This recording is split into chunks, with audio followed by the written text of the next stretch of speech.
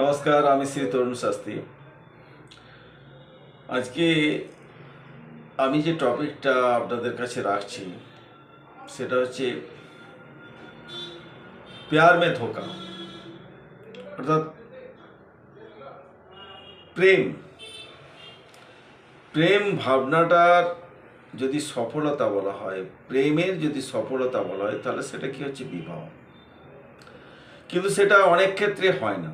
অর্থাৎ প্রেম করলো, দীর্ঘদিন মেলামেশা করলো, তারপর শারীরিক সম্পর্ক হলো, হয়তো সেক্ষেত্রে ছেড়ে চলে গেল। এটা অনেকের জীবনে ঘটছে। কিন্তু জেনে নিন কেন এগুলো হয়। সাধারণত ইন জেনারেল এই পঞ্চম ভাব থেকে আমাদের প্রেমের বিচার হয়। তাহলে এই পঞ্চম পতির অবস্থান এবং পঞ্চম ভাবের অবস্থানটা খুবই গুরুত্বপূর্ণ এই ক্ষেত্রে। যদি ধরুন পঞ্চম মানে এই যে পঞ্চম ভাব আর অষ্টম ভাবটা হচ্ছে গুহ্যস্থান, এই অষ্টমেশ যদি পঞ্চমে থাকে, কি বললাম, অষ্টমেশ যদি পঞ্চমে থাকে, পঞ্চম ভাবে রাহু,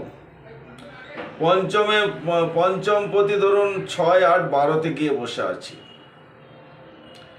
তাহলে কিন্তু ধোকা দেওয়ার সম্ভাবনা থাকে। শুধু তাই নয়, পঞ্চম ভাবে চন্দ্রমঙ্গল যোগ, চন্দ্র কিন্তু এখানে পীড়িত হতে হবে এবং চন্দ্র কম বলশালী হতে হবে, কম বলী হতে হবে।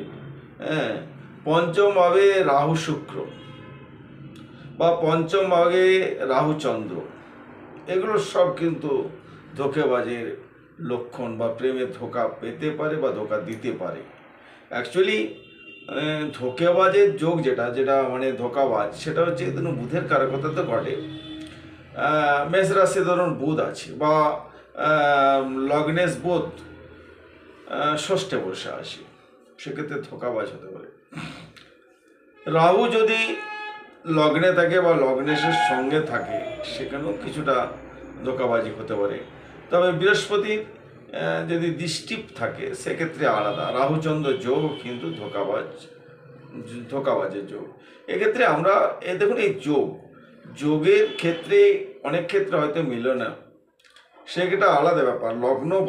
লগ্নভাব যদি বলি থাকে, তাহলে অনেক কিছু হয়। যেমন লগ্নভাব বলি মানে কি, ইমিউনিটি পাওয়ার। যেমন ধরুন করোনা হচ্ছিল, কারো হয়তো করোনা হলো না, তার ইমিউনিটি পাওয়ারের জন্য সে হয়তো তার রোগ ধরে। কিন্তু লগ্নপতি যদি বলবান থাকে, সেক্ষেত্রে এই যোগগুলোর ফল অতটা ঘটে না। তবে একেবারেই ঘটে না বলা ভুল আছে, ঘটেও থাকে।